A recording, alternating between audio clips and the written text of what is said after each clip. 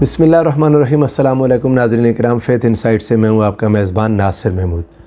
Christmas मनाना जायज़ है या नहीं? मेरे फ़ेथ इनसाइट के बहुत सारे नाज़रीन ने मुझसे ये क्वेश्चन किया। मैंने एक दो को जवाब देने के बाद सोचा कि अब मैं एक एक को जवाब देने के बजाय मुझे चाहिए कि मैं इस पर एक वीडियो तैयार करके आप सबके साथ शेयर कर दूं। लेकिन आपसे गुजारिश ये है, जो मैं हर वीडियो में नहीं करता, वो ये कि आप इसको पूरा सुनें, एंड तक सुनें। मेरी पूरी बात सुनेंगे तो आपको समझ आएगी कि मैं क्या कहना चाहता हूँ। बीच में मुझे ये एक्सपीरियंस हुआ है कि बहुत सारे लोग बात पूरी नहीं सुनते, या सिर्फ पहले दो तीन जुमले सुन के फिर बाद में मुझे व्हाट्सएप पर या इवन बाज़ औक़ात नीचे कमेंट सेक्शन में मुझे कभी नज़र पड़ जाए तो वही क्वेश्चन किया होता है जो मैंने उसका जवाब ऑलरेडी दे चुका होता हूँ। तो आपने इस वीडियो को पूरा एंड तक सुनना है, तो इंशाअल्लाह मुझे उम्मीद है आपके ज़हन में जो भी सवाल आएगा मैं उसका जवाब दे चुका हूँगा। अगर उसके बावजूद भी कोई चीज़ रह जाए तो फिर आप मोस्ट वेलकम, आप नीचे कमेंट्स में क्वेश्चन लिखें। मुझे वक्त मिला इंशाअल्लाह अज़ीज़, मुझे बच्चे बता देंगे, मैं उसको आंसर करूँगा, उसको एड्रेस करूँगा, लिख के कर दूँगा, या नई वीडियो बनानी पड़ी तो उसके लिए नई वीडियो बना दूँगा। ताहम इस सवाल का इजमाली जवाब ये है कि क्रिसमस मनाना जायज़ है। किसी को क्रिसमस की विश करना, मुबारकबाद देना जायज़ है। मैं उसूली तौर पर इस चीज़ के साथ मुत्तफ़िक हूँ, इसलिए कि क्रिसमस क्या है? Just a birthday of Jesus Christ, सैयदना ईसा अलैहिस्सलाम का यौम विलादत। और सैयदना ईसा अलैहिस्सलाम का यौम विलादत, इसका ज़िक्र ख़ुद कुरान मजीद ने किया। आप अंदाज़ा करें, जिन नबियों के 3 से 3 अंबिया या 4 नबियों का ज़िक्र विलादत है, लेकिन जितनी तफसील सैयदना ईसा अलैहिस्सलाम के यौम विलादत की कुरान मजीद में मज़कूर है, इतनी किसी और नबी के विलादत की तफसील नहीं है। हत्ता कि हज़रत ईसा अलैहिस्सलाम की वालिदा माइदा की विलादत, उनके नानी की जो उनकी नज़र मानना, उसके बाद फिर अल्लाह रब्बुल इज़्ज़त की तरफ से सैयदना ईसा अलैहिस्सलाम का अता होना, फिर उनकी विलादत का तज़किरा कुरान मजीद ने बहुत तफसील के साथ किया। हत्ता कि ख़ुद सैयदना ईसा अलैहिस्सलाम की ज़ुबान से ये अल्फ़ाज़ हमारे कुरान की तिलावत का हिस्सा बन गए। वसलामुन अलैया यौम वुलिदतु वस्सलामु अलैया यौम वुलिदतु व यौम अमूतु व यौम उबअसु हय्या, कि सलाम हो उस दिन पर जिस दिन मैं पैदा हुआ, और उस दिन जिस दिन मैं वफ़ात पाऊँगा, और उस दिन जिस दिन मुझे दोबारा ज़िंदा किया जाएगा। ये जो बुनियाद है किसी भी नबी का बर्थडे मनाना, मैंने देखा लोग इस पर काफ़ी इख्तिलाफ़ात हैं। हमारे यहाँ मुसलमान स्कॉलर्स में भी बहुत सारे, कोई इसको जायज़ कहता है, कोई नाजायज़ कहता है। लेकिन मुझे ये कोई अजीब बात इसलिए नहीं लगी कि हमारे यहाँ तो इख्तिलाफ़ ईद मिलादुन नबी पर भी है सल्लल्लाहु अलैहि वसल्लम। तो जब नबी अलैहिस्सलाम की विलादत और उसके मनाने पर इख्तिलाफ़ है, तो ईसा अलैहिस्सलाम तो फिर आगे की बात है, यानी आप यूँ कह लें पीछे की बात है। हमारा तो सबसे बुनियाद हमारे अपने रसूलुल्लाह सल्लल्लाहु अलैहि वसल्लम की विलादत पर ही इख्तिलाफ़ हो गया। अब ईसा अलैहिस्सलाम का यौम विलादत ये 25 दिसंबर था या नहीं, ये इख्तिलाफ़ हमारे यहाँ हुज़ूर अलैहिस्सलाम की यौम विलादत 12 रबीउल अव्वल था या नहीं पर भी मौजूद है। यही मौसम था, यही साल था या नहीं था, लेकिन ये हकीकत है कि ये था नहीं। ये तारीख़ें बदलती रही हैं। सैयदना ईसा अलैहिस्सलाम के बर्थडे बहुत अरसे बाद उन लोगों ने इस चीज़ पर इत्तेफाक किया, और इसको 25 दिसंबर को, और इस साल को जो आज 2020 साल हो गए, तो इन चीज़ों को इन लोगों ने बहुत देर से आके तस्लीम किया और उनका इत्तेफाक हुआ। यकीनन कोई और मौसम होगा, यकीनन कोई और दिन होगा, यकीनन कोई और साल होगा, जो भी हो, लेकिन बुनियाद ये है कि आपकी विलादत की खुशी मनाना ये जायज़ है। अल्लाह रब्बुल इज़्ज़त के किसी भी नबी की विलादत की खुशी मनाएं। सिर्फ हज़रत ईसा अलैहिस्सलाम नहीं, आप हज़रत मूसा अलैहिस्सलाम की मनाएं, सैयदना यहया अलैहिस्सलाम की मनाएं, सैयदना इस्माईल अलैहिस्सलाम की मनाएं, सैयदना इब्राहीम अलैहिस्सलाम की मनाएं। जिस भी नबी की विलादत की कोई खुशी मनाए वो जायज़ है, और ये हमारे अक़ीदा तौहीद की बुनियाद है। याद रखें, हमारे यहाँ जो हमारा अक़ीदा तौहीद है, सूरह इखलास में रब्बे ज़ुल जलाल ने उसके अज्ज़ा में से एक जुज़ ये बयान किया कि अल्लाह वो है लम यलिद वलम यूलद, जो ना पैदा हुआ ना उससे कोई पैदा हुआ।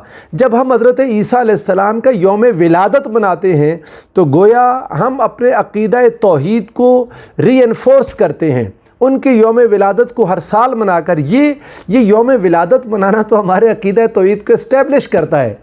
تو ہمارے لیے کہاں یہ شک پڑ گیا کہ کوئی انسان اگر حضرت عیسیٰ علیہ السلام کا یوم ولادت منائے، کرسمس منا لے، برتھڈے کر لے، اس کو کوئی نام دے لے، نام سے اختلاف نہیں ہے۔ مجھے کسی نے بتایا کہ کرسمس کے لفظی معنی ہی اللہ کا بیٹا پیدا ہونا ہے۔ میں نے کوشش کی ہے دیکھنے کی، مجھے ایسی کوئی چیز نہیں ملی کہ لفظ کرسمس کا یہ میننگ ہو۔ اگر آپ کے پاس کوئی اس کی دلیل ہے، کوئی ڈکشنری میں لکھا ہوا، یا کہیں کوئی عیسائیوں کی طرف سے، کرسچنز کی طرف سے، مسیحیین کی طرف سے کوئی ایسا عقیدہ ان کی بنیادی کتابوں سے مل جائے تو شاید مجھے بتا دیں، میں بھی اس کو مان لوں گا، لفظ بدلنے پر زور دے دوں گا، لیکن ایسی بات ہے نہیں۔ اب جب نہیں ہے اور حضرت عیسیٰ علیہ السلام کا برتھڈے ہے تو اس برتھڈے کے منانے میں کوئی شک نہیں ہے کہ ہر کسی کی برتھڈے منائی جا سکتی ہے۔ ویسے ہی سیدنا عیسیٰ علیہ السلام کی برتھڈے بھی منائی جا سکتی ہے۔ منانی ضروری کیوں ہے؟ ایک بات اور سمجھ لیں، اس حد تک کہ اسلام نے اب سیدنا عیسیٰ علیہ السلام کے ماننے والے جو ان کو جو بھی مانتے ہیں، اللہ کا بیٹا مانتے ہیں، تین میں ایک مانتے ہیں، ان کی والدہ کو کیا مانتے ہیں، اللہ کو باپ مانتے ہیں، اس کو ایک طرف رکھتے ہوئے آپ دیکھیں کہ اس وقت دنیا میں سب سے بڑی تعداد کرسچینٹی میں ہے، بہت بڑی تعداد ہے دنیا میں، اور مسلمان بھی مختلف کرسچین ممالک میں رہتے ہیں، وہاں پر ان کے ساتھ ان کے معاملات ہیں، لین دین ہے، باقی سارے معاملات میں اٹھتے بیٹھتے چلتے پھرتے ہیں۔ ان لوگوں کو اسلام کی طرف متوجہ کرنا خود اسلام کی بھی منشا ہے، اور یہی وجہ ہے کہ اسلام کامنالٹیز پر زور دیتا ہے۔ یاد رکھیں بنیادی طور پر مذاہب جو آسمانی مذاہب ہیں، میں باقی بہت سارے مذاہب کی بات نہیں کرتا، اسلام، کرسچینٹی اور جوڈائزم، یہ تین مذاہب آسمانی مذاہب ہیں، ان کو بلیورز میں گنا جاتا ہے اور ان کے مقابل کو نان بلیورز میں گنا جاتا ہے۔ یہ جو تین ریلیجنز ہیں، تین مذاہب ہیں، ابراہمک ریلیجنز، یعنی تینوں کے تینوں اپنی ریلیجن، اپنی اوریجن سیدنا ابراہیم علیہ السلام سے جوڑتے ہیں کہ ہم حضرت ابراہیم علیہ السلام سے شروع ہوئے۔ ان میں عیسائی بھی، مسیحیین، مسیحی برادری، اور یہودیت بھی اپنے آپ کو حضرت ابراہیم علیہ السلام کے ساتھ جوڑتی ہے، اور اسلام دعویٰ کرتا ہے کہ ما کان ابراہیم یہودیم ولا نصرانیم ولکن کان حنیفا مسلما۔ اور پھر حضور سرورت عالم صلی اللہ علیہ وآلہ وسلم نے اپنے آپ کو حضرت ابراہیم علیہ السلام کے زیادہ قریبی ہونے کا دعویٰ کیا، ان اولی الناس بابراہیم للذین اتبعوہ وہذا النبی والذین آمنوا۔ تو اللہ کے رسول صلی اللہ علیہ وآلہ وسلم کے بارے میں خود رب ذوالجلال نے کہا کہ ابراہیم علیہ السلام کے سب سے قریبی یہ ہیں۔ تو ابراہمک ریلیجنز جتنے بھی ہیں یہ تینوں کے تینوں، انہیں سیمیٹک ریلیجنز بھی کہتے ہیں، اور ان کے مقابل کے جتنے ریلیجنز ہیں انہیں اینٹی سیمیٹک کہتے ہیں۔ اب یہ جو سیمیٹک ریلیجنز ہیں ان کے اندر کامنالٹیز، ان کے اندر سملیرٹیز کو تلاش کرنا، کون کون سی چیزیں ان کے اندر مشترکات ہیں، ان کو تلاش کر کے ان کے ساتھ مشترکات کی بنیاد پر اکٹھے ہو جانا، یہ منشاء قرآن ہے۔ آپ کہیں گے کدھر؟ قرآن مجید نے ارشاد فرمایا، یہاں قرآن مجید میں یہ سورہ آل عمران آیت نمبر 64، اللہ رب العزت نے ارشاد فرمایا، قل یا اہل الکتاب تعالوا الی کلمۃ سواء بیننا وبینکم الا نعبد الا اللہ ولا نشرک بہ شیئا ولا یتخذ بعضنا بعضا اربابا من دون اللہ۔ اللہ رب العزت نے ارشاد فرمایا، اے اہل کتاب، یہ سورہ آل عمران میں، اس سے پیچھے اگر آپ بہت پیچھے چلے جائیں سورہ البقرہ کی تعلیمات میں، یا بنی اسرائیل جب اللہ تعالیٰ نے فرمایا تو یا بنی اسرائیل سے مراد یہ یہود تھے۔ اس کے بعد جب سورہ آل عمران میں نجران کے عیسائیوں کا جو وفد آیا اور مباہلہ ہوا تو اس کے ساتھ وہ ذکر ان آیات سے پچھلی آیات میں، اس آیہ مبارکہ سے پچھلی آیات میں عیسائیوں سے گفتگو ہو رہی تھی۔ یہاں پر اللہ رب العزت نے آ کے یہود اور نصارہ دونوں کو اکٹھا کر دیا، اور ہمارے زیادہ مفسرین کا قول یہی ہے، امام ابن جریر طبری کو اٹھائیں اور جتنے مفسرین کو اٹھا کے دیکھیں گے تو یہی ہے کہ یہاں اہل الکتاب سے مراد مسیحیین اور یہود دونوں کے دونوں ہیں۔ اللہ رب العزت نے ان کو بلایا، اے اہل کتاب تعالو، آ جاؤ، الی کلمۃ، اس کلمہ کی طرف، سواء بیننا و بینکم، جو ہمارے اور تمہارے درمیان مشترکہ ہے، جو ہمارے اور تمہارے درمیان سیم اور سملر ہے۔ اللہ چاہتا ہے کہ لوگ ایک ان مذاہب کے ماننے والے مشترکہ نکات پر اکٹھے ہو جائیں، وہ نکات جو ان کے اندر سملرز ہیں، ڈس سملیرٹیز کو ایک طرف رکھتے ہوئے۔ اتفاق کا یہ ایک بہت بڑا طریقہ ہے۔ ہم تو مسلمانوں کے آپس کے مسالک اکٹھے ہونے کو تیار نہیں ہیں مشترکات پر، حالانکہ مسلمانوں کے مسالک میں کوئی 90% چیزیں وہ ہیں جو مشترک ہیں، 10% ڈسملیرٹیز ہیں اور ہمارے سارے لوگوں کے جھگڑے فساد جتنے بپا ہیں وہ ان 10% پر ہیں، اور جو چیزیں مشترکات ہیں ان پر اکٹھے ہونے کی طرف نہیں آ رہے، اور یہ سارے انہوں نے اپنے جھگڑے اپنے پیٹ کے دھندے بنائے ہوئے ہیں۔ اللہ تعالیٰ ہمیں ان سے محفوظ رکھے۔ مگر اللہ رب العزت کی منشا یہ ہے کہ یہ مذاہب بھی مشترکات پر اکٹھے ہو جائیں۔ کیوں؟ جب وہ قریب آئیں گے وہ دیکھیں گے قرآن میں کوئی تبدیلی نہیں ہے، وہ بائبل کو، انجیل کو، پرانے صحائف کو جن میں تبدیلی ہو چکی، رد و بدل ہو چکی، وہ ان کو پڑھ کے ان کو اللہ کا کلام سمجھتے ہیں، ان میں یقیناً اللہ کا کلام موجود ہوگا مگر تبدیلی ہو چکی۔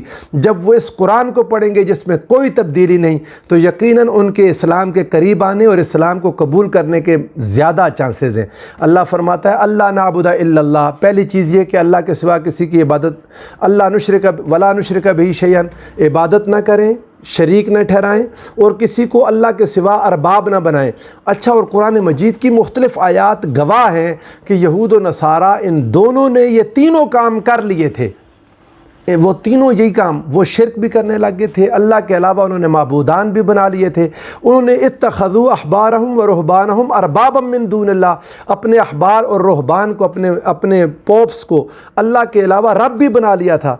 حضرت عدی بن حاتم رضی اللہ تعالیٰ عنہ حاتم تائی کے بیٹے تھے، وہ حضور نبی کریم صلی اللہ علیہ وآلہ وسلم کے پاس آئے اور آ کر عرض کرنے لگے یا رسول اللہ، ہم نے تو ایسا نہیں کیا تھا، یہ قرآن یہ کہہ رہا ہے کہ اتخذوا احبارہم ورہبانہم اربابا من دون اللہ، جبکہ ہم نے تو ایسا نہیں کیا تھا۔ آقا دو جہاں صلی اللہ علیہ وآلہ وسلم نے فرمایا تھا اما انہم لم یکونوا یعبدونہم، ایسا نہیں ہے کہ وہ ان کی عبادت کرتے ہیں یا عبادت کر کے رب بنایا ہے انہوں نے کیا کیا ہے، وَلَكِنَّهُمْ اِذَا أَحَلُّوا لَهُمْ شَيْئًا اسْتَحَلُّوهُ، ہوا یہ کہ ان احبار اور رہبان، ان کے ریلیجس جو مراکز ہیں، ان کے جو پوپس ہیں، انہوں نے کسی چیز کو حلال کہا تو انہوں نے اس کو حلال کہہ دیا، وَإِذَا حَرَّمُوا عَلَيْهِمْ شَيْئًا حَرَّمُوهُ، اور جب انہوں نے کسی چیز کو حرام کیا تو انہوں نے اسے حرام مان لیا۔ یہ ہے کسی کو اپنا رب ماننا۔ اللہ رب العزت نے ان کے ان تینوں بدعملیوں کے باوجود ان کو پھر دعوت دی کہ یہ چیزیں ہمارے درمیان مشترک ہیں، آؤ اس طرف آ جاؤ۔ اب سوال یہ کہ جب عیسائی اللہ کا بیٹا مان کر کرسمس مناتے ہیں تو ہم ان کے ساتھ کیوں شامل ہوں؟ جواب یہ ہے کہ وہ اللہ کا بیٹا مان کر مناتے ہوں گے مگر ہم انہیں روح اللہ و کلمتہ القاہا الی مریم، اللہ کی روح اور اللہ کا کلمہ مان کے ہم ان کی برتھ ڈے منائیں۔ ضروری نہیں ہے ہم اس سے دور ہونے کی، ہمیں کیا ضرورت ہے، ہم انہیں وش کر دیں۔ انسانوں کے آپس میں تعلقات ہوتے ہیں، آپس میں انسانوں کو جو اللہ نے عزت دی ہے وہ ہر مذہب، ہر مسلک، ہر دین کے ماننے والے یا ہر ازم کے ماننے والے کو اللہ نے وہ عطا کر دی، وَلَقَدْ کَرَّمْنَا بَنِی آدم۔ تو اب جب ان کو وہ ہمارے ہاں ہمیں اگر میلاد پر مبارکباد کہہ دیں تو وہ مسلمان نہیں ہوتے، تو ہم اگر ان کو کرسچنز کو اگر ہم ان کی مبارکباد وش کر دیں تو ہم کیسے کرسچن ہو جائیں گے جب کہ ہم عیسیٰ علیہ السلام کو اللہ کا بیٹا نہیں مانتے؟ ہم عیسیٰ علیہ السلام کو اللہ کی روح، اس کا کلمہ مانتے ہیں، اور سیدنا عیسیٰ علیہ السلام کو ان کی ولادت کو معجزہ مانتے ہیں اور اللہ رب العزت کی کمال ربوبیت کا اظہار مانتے ہیں۔ ناظرین کرام، اب یہ چیز کہ کرسچینٹی کے موقع پر جب یہ کرسمس ہوتی ہے، کرسچنز کی طرف سے، تو اس موقع پر ایک ہے ان کے جو مختلف اعمال ہیں، اسلام ان کو منع نہیں کرتا، وہ غریبوں کو دیتے ہیں، تحائف دیتے ہیں، اس پر ان کی ڈسکاؤنٹس لگتی ہیں، ان کی سیلز لگتی ہیں۔ اچھا، اب ہمارے ہاں بہت سارے علماء ان کو مبارکباد دینے سے منع کرتے ہیں لیکن ڈسکاؤنٹ سے فائدہ اٹھاتے ہیں۔ نہ اٹھائیں، وہ کہیں جی چونکہ اللہ کا بیٹا ہونے کی خوشی میں ڈسکاؤنٹ دے رہے ہیں تو ہم ڈسکاؤنٹ سے بھی فائدہ نہیں اٹھاتے، مارکیٹوں میں تو سارے جاتے ہیں، تو وہ ہمارا اس سے کوئی تعلق نہیں ہے۔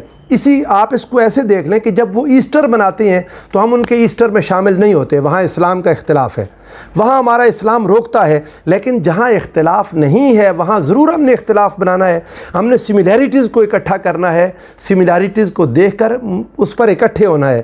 اب اس کے اندر کوئی بھی آپ دیکھ لیں، حضور نبی کریم صلی اللہ علیہ وآلہ وسلم نے ان اہل کتاب یہود اور نصارہ کو دوسرے مشرکین والا معاملہ ان کے ساتھ نہیں کیا۔ آپ سارا قرآن اٹھا کر دیکھ لیں، پوری احادیث اٹھا کر دیکھ لیں، حالانکہ ان لوگوں نے شرک کیا، اللہ رب العزت نے ان کو مشرکین نہیں کہا۔ جب قرآن میں مشرکین کی بات ہوتی ہے وہ اور لوگ ہیں، ان کے شرک کے باوجود اللہ قرآن میں کہتا ہے وقالت الیہود عزیر ابن اللہ وقالت النصارى المسیح ابن اللہ، انہوں نے شرک کیا ضرور مگر رب ذوالجلال ان کو مشرکین نہیں کہتا، ان کو اہل کتاب فرماتا ہے۔ اب ان کو اہل کتاب کہنے کے بعد ان کو حضور سرور دو عالم صلی اللہ علیہ وآلہ وسلم نے اللہ اور اس کے رسول کے ذمے میں دیا۔ آپ نے اس کی تفصیل دیکھنی ہو، بے شمار احادیث ہیں۔ حضور سرور دو عالم صلی اللہ علیہ وآلہ وسلم نے جب کبھی کسی لشکر کو بھیجا عیسائیوں پر حملہ کرنے کے لیے، آقا نے فرمایا ان کے معبد خانے نہ گرائے جائیں، ان کی مذہبی رسومات کو ختم نہ کیا جائے، ان کے عبادت گاہوں کو نہ گرایا جائے، ان کی عبادت گاہوں میں بیٹھے لوگوں کو نہ کچھ کہا جائے۔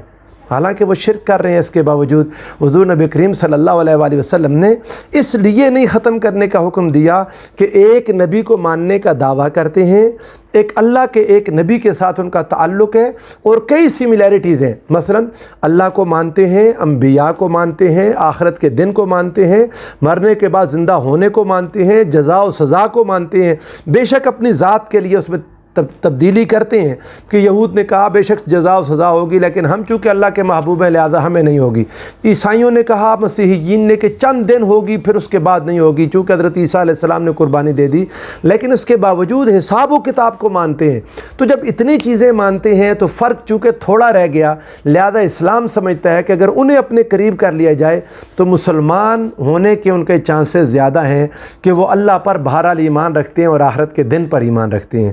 اس کی تفصیلات میں ان کے اختلافات ہیں مگر بنیاد میں نہیں ہیں۔ آپ اگر بخاری شریف کی حدیث نمبر ہے، ایک حدیث نمبر 3700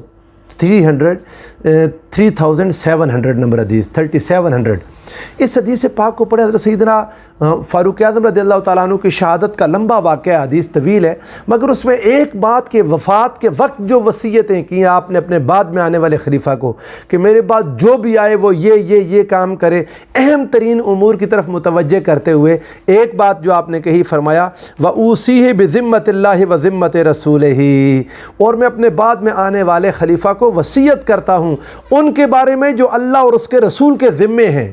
یہ کون ہیں؟ ان کے بارے میں کسی ایک کا بھی اختلاف نہیں ہے کہ یہ اہل کتاب لوگ ہیں، معاہد لوگ ہیں۔ اور کہا کیا ہوگا؟ ان یوفی لہم بعہدہم، ان کے ساتھ اللہ اور اس کے رسول کا وعدہ پورا کیا جائے گا، وان یقاتل من ورائہم، اور ان کی طرف سے ان کے ساتھ مل کر لڑا جائے گا، ولا یکلفوا الا طاقتہم، اور ان کی طاقت سے بڑھ کر ان پر تکلیف نہیں ڈالی جائے گی۔ اور اللہ رب العزت نے جب مسلمانوں کے لیے کھانے حلال کیے، آپ اس کو دیکھیں، قرآن مجید نے کیا کیا، فرمایا الیوم احل لکم الطیبات وطعام الذین اوتوا الکتاب حل لہم۔ میرا بنیادی مقصد یہ ہے کہ ان لوگوں کو رب ذوالجلال نے دوسرے مشرکین کے کھاتے میں نہیں ڈالا۔ جب کھانے حلال کیے تو فرمایا اہل کتاب کا کھانا بھی تمہارے لیے حلال ہے، وَطَعَامُكُمْ حِلٌّ لَهُمْ، اور تمہارا کھانا ان کے لیے حلال ہے۔ وجہ اس لیے کہ چیزوں کی حلت و حرمت میں اہل کتاب اور اسلام ان دونوں میں بہت زیادہ قرب پایا جاتا ہے۔ آپ انجیل اٹھا کر دیکھیں، میرے پاس موجود ہے، میں نے اس کو دیکھا، میرے پاس وقت نہیں، تفصیل بہت ویڈیو طویل ہو جائے گی۔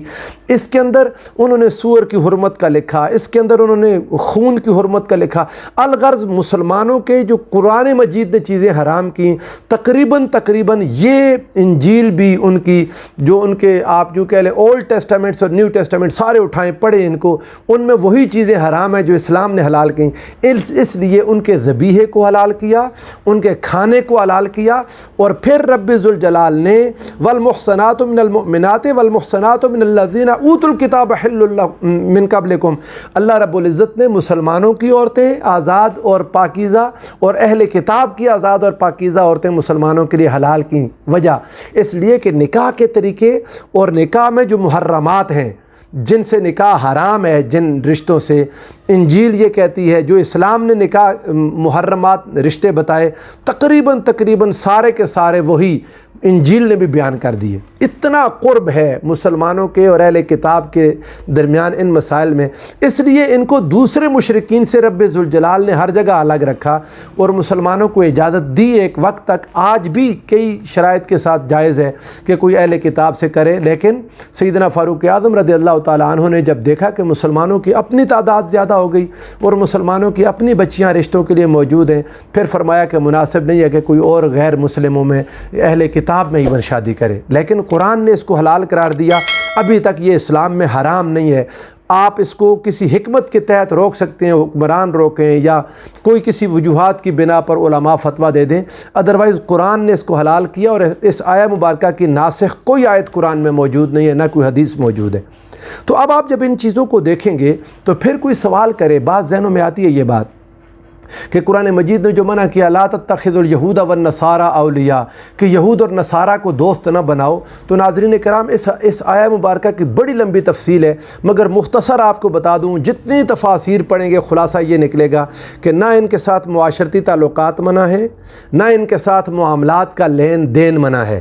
آپ ان سے لین دین کر سکتے ہیں، ان کے پاس کھا پی سکتے ہیں، ان کے ساتھ اٹھ بیٹھ سکتے ہیں، یہ چیزیں منع نہیں ہیں۔ پھر منع کیا ہے؟ وہ منع ہے مؤالات، سیاسی رازداری منع ہے، جس کو قرآن مجید نے بطانتاً کہا ہے، یا ایھا الذین آمنوا لا تتخذوا بطانۃ من دونکم، سورہ آل عمران آیت نمبر 118، فرمایا ان کو بطانہ نہ بناؤ۔ بطانہ کیا ہے؟ بطانہ کہتے ہیں قمیض کے نیچے پہنے جانے والا لباس، یعنی جیسے آپ بنیان پہن لیں یا کوئی ایسا کپڑا جو قمیض کے نیچے ہوتا ہے، وہ جسم کے ساتھ جڑا ہوتا ہے، جسم کے ساتھ اس کی رازداری ہوتی ہے۔ اللہ رب العزت نے بطور قوم ان کو اپنا سیاسی رازدار بنانے سے منع کیا، رازدان بنانے سے منع کیا۔ کیوں؟ لا یعلونکم خبالا ودوا ما عنتم قد بدت البغضاء من افواہہم، وہ مسلمانوں کو نقصان پہنچانے کی کوشش کریں گے، بطور قوم مسلمانوں سے آگے نکلنے کی کوشش کریں گے۔ سیاسی رازداری سے منع کیا، لیکن محلے میں رہتے ہوئے ان کے ساتھ اپنے تعلقات رکھنا، ان کو لین دین کرنا۔ میں آپ کو ایک لطیفہ سنا دوں، بڑے عرصے کی بات ہے، میں ایک جگہ سے دودھ منگواتا تھا، تو وہ دودھ جس گھر سے آتا تھا اچھا دودھ تھا، میں خود جاتا تھا بھینس سے دو کے ان کا ایک ملازم دیتا تھا، لیکن وہ فیملی بنیادی طور پر کرسچن تھی، فیملی کرسچن تھی، دودھ دھونے والا ان کا ملازم تھا، دودھ دھوتا تھا۔ تو مجھے کئی لوگوں نے میرے ساتھ کے نماز پڑھنے والے میرے کوئی دوست احباب میرے مخالف ہو گئے کہ جی یہ کرسچنز سے دودھ لاتا ہے۔ میں نے کہا اللہ کے بندو، وہ بھینس تو کرسچن نہیں ہے جس سے دودھ لاتا ہوں، لیکن اگر آپ کرسچن سے دودھ لاتے ہیں، انہیں کوئی لین دین کرتے ہیں، ان کا کھانا کھانے کے اللہ نے اجازت دی ہے، ان کے ساتھ ان کے برتن میں کھا سکتے ہیں، کوئی ممانعت نہیں ہے۔ تو جب اسلام نے ایسی تعلیمات دی ہیں تو ہم مسلمانوں کے ذہنوں میں یہ تعلیمات کہاں سے آ گئیں؟ مجھے اس چیز کا علم نہیں ہے کہ اس پر اتنی سختی کیوں کی جاتی ہے، اور مسلمان اللہ اور اس کے رسول کی تعلیمات کو سننے اور پڑھنے کے باوجود اتنی اس طرح کی سختی کریں، یہ میری سمجھ سے باہر ہے۔ مذہبی طبقے کو تو ظاہر ہے ان کے اندر اپنے، یہ تو اللہ رب العزت نے ان کو مشرک نہیں کہا اہل کتاب کو، تو مسلمان آپس میں ایک دوسرے کو مشرک اور کافر کہہ رہے ہوتے ہیں۔ ان کی کیا کیا بات انسان مانے یا کس کس چیز پر دکھ کرے؟ اللہ تعالی ہمیں قرآن اور حدیث کو سمجھنے کی توفیق عطا فرمائے۔ والسلام علیکم ورحمۃ اللہ وبرکاتہ۔